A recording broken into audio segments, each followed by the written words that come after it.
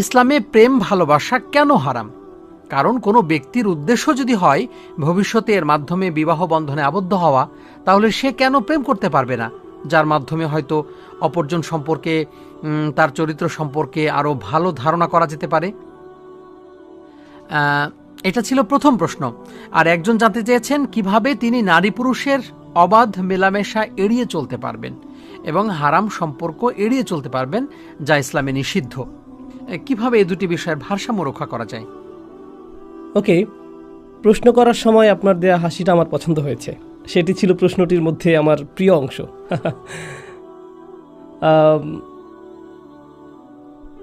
এই বিষয়ে আমার মতামত হলো, প্রেম হলো একটি কনফিউজিং পরিভাষা। আর এটা দিয়ে বোঝায় পুরুষ এবং নারীর অশালীন অথবা অসঙ্গত সম্পর্ক, যা আমাদের ধর্মের মূলনীতিগুলো লঙ্ঘন করে। কিন্তু আমি অত্যন্ত পরিষ্কারভাবে বলতে চাই, এই বিষয়ে যা আমার কাছে যুক্তিসঙ্গত মনে হয়েছে, সাহাবারা বিয়ে করেছিলেন এবং তারা একে অপরের সম্পর্কে জেনেছেন, তারা একে অপরের সাথে কথা বলেছেন, তাদের মধ্যে পারস্পরিক বোঝাপড়া তৈরি হয়েছিল।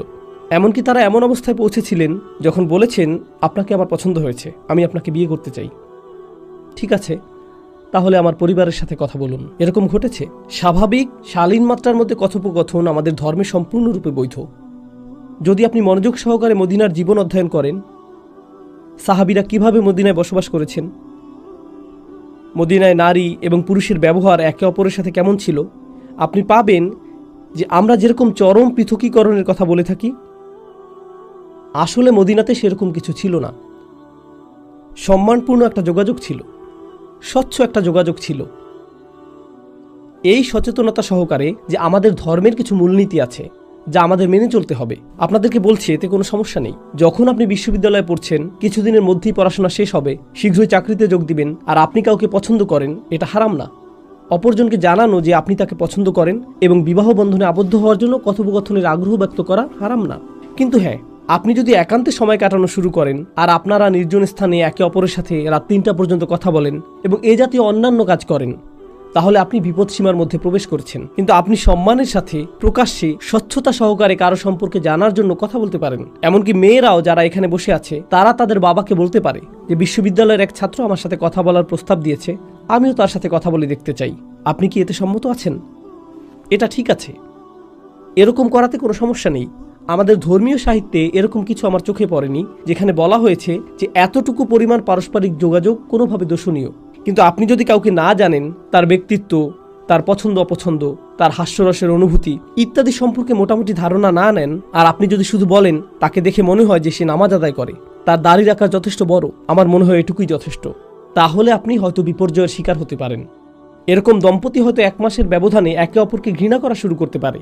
তারা একসাথে আছে আর এখন অনুশোচনা বোধ করছে এজন্য যে আমি তাকে বিয়ে করেছি ইসলামের জন্য। এটা ইসলাম না। ইসলাম এটা বলছে না যে আপনাকে সম্পূর্ণ অপরিচিত একজনের সাথে বিবাহ বন্ধনে আবদ্ধ হতে হবে। ইসলাম কখনোই এগুলো বলেনি। আর আমি উন্মুক্ত প্রেম ভালোবাসার সংস্কৃতিও সমর্থন করি না।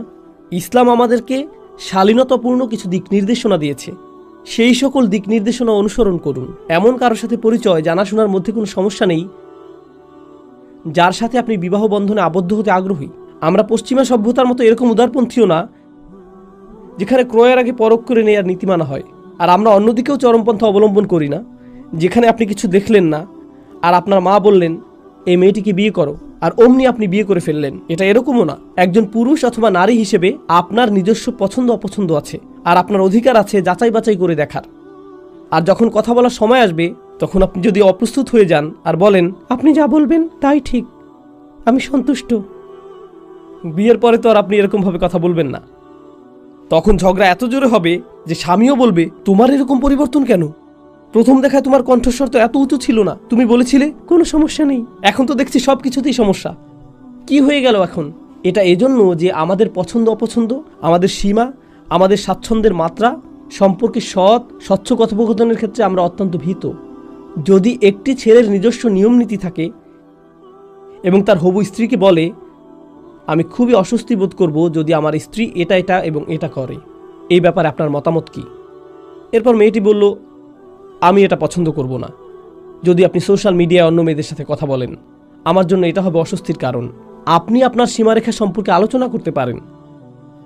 আপনি আলোচনা করতে পারেন এমন কিছু সম্পর্কে যা আপনার অনুভূতিতে আঘাত দিবে। আপনি আলোচনা করতে পারেন বিবাহিত জীবনে আপনার প্রত্যাশা নিয়ে। এগুলো গুরুত্বপূর্ণ আলোচনা। এটা আপনার বাকি জীবন। এটাই আপনার বাকি জীবন। একটি মেয়ে কি জিজ্ঞেস করতে পারে, আপনার মায়ের সাথে আমার সম্পর্ক কেমন হবে, এ ব্যাপারে আপনার মতামত কি? এটা একটা গুরুত্বপূর্ণ প্রশ্ন। কারণ যদি আপনার মা আমাকে কিছু করতে বলেন, আমি কি সেটাকে আপনার পক্ষ থেকে আসা আদেশ বলে বিবেচনা করব, নাকি সেটা ভিন্ন বিষয়? আমাদের ধর্মে কিন্তু এটা পৃথক। আমাদের সংস্কৃতিতে এটা পৃথক নয়, বরং আমাদের ধর্মে এটা পৃথক। আপনার দায়িত্বের মধ্যে আপনার স্বামীর দাবি রয়েছে, কিন্তু আপনার দায়িত্বের মধ্যে আপনার স্বামীর বর্ধিত পরিবার বা অন্য কারো দাবি নেই। আপনার স্বামীর কাছে তাদের দাবি আছে। সে আপনাকে এজন্য বিয়ে করেনি যে আপনি শুধু তার মায়ের সেবকে পরিণত হবেন।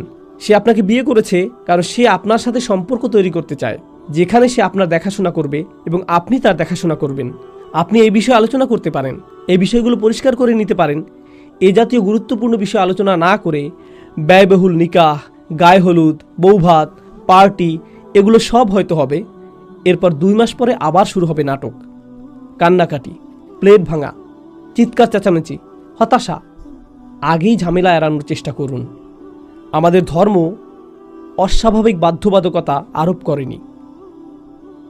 আমাদের ধর্ম দিয়েছে নৈতিক, আধ্যাত্মিক দিক নির্দেশনা। শুধু এগুলো অনুসরণ করুন, তাহলেই কোনো সমস্যা হবে না। এই একই উপদেশ যা আমার ছোট ভাই বোনদের দিচ্ছি, এই একই উপদেশ আমি আমার সন্তানদেরকেও দিব।